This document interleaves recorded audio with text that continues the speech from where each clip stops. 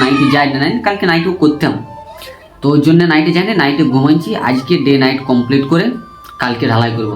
তো চলো সোজা কথা হচ্ছে কাজের সাইডে গিয়ে। আর দেখো গত 3 দিন ধরে নাইটে কাজ করার পর আমাদের শুধু ট্যাচিংটাই কমপ্লিট হয়েছে, বাকি এখনো অনেক কাজই বাকি আছে, গাবড়ি মধ্যে বাকি। তাই যত যা কাজ বাকি আছে সব কাজকে কমপ্লিট করে আগামীকাল ঢালাই করতেই হবে। তাই বেশি লেট না করে শুরু করে ফেললাম আমাদের কাজ। আর এই কাজের মধ্যে হাসি ঠাট্টা মজা করতে করতে আমরা কাজটাকে প্রায় কমপ্লিট করেই ফেলি। আমাদের মনে একটা বিশ্বাস নিয়ে আমরা কাজটা করছি যে আগামীকাল আমরা ঢালাই করব। তাতেও আমাদের যদি কিছু খারাপ পরিস্থিতির সম্মুখীন হতে হয় তাতেও আমরা রাজি। আর তোমরা তো জানো বর্ষাকালের দিন মানে বৃষ্টি তো আসতেই বাধ্য। তাও আজকের আবহাওয়াটা খুব সুন্দর আছে, বৃষ্টি হয়তো কিছুক্ষণ পড়বে তারপরে আবার থেমে যাবে। আজকে দিনের আবহাওয়াটা আমাদের সাথে এত সুন্দর সাথ দিয়েছে যে বলার কিছু নেই। মানে মনে মনে ভেবেছিলাম যে খানিকক্ষণ বৃষ্টি হবে তারপরে থেমে যাবে, সেটাই হলো। আর এই বৃষ্টি থামতে থামতে আমাদের হয়ে গেছিল খাবার সময়, তাই খাবার খেয়ে খানিকক্ষণ রেস্ট নিচ্ছিলাম। তারপরে আমাদের কাজ করতে করতে রাত্রি হয়ে গেল, আর রাত্রি অবধি আমরা পাটাপিটে কমপ্লিট করে ফেলেছি। আর এখন বাকি রয়েছে শুধু রোডের কাজ, তাই রোডের কাজ কমপ্লিট করে কাল সকাল হলেই ঢালাই করতে হবে। তাই তো বেশি লেট না করে শুরু করে ফেললাম আমাদের রোডের কাজ। আর দেখো আমরা রোডের কাজ করতে করতে বেজে গেল ভোর 4:30। আর এই যে দেখো আমরা সারা রাত জেগে কাজ করছি, তাও আমাদের মনে একটু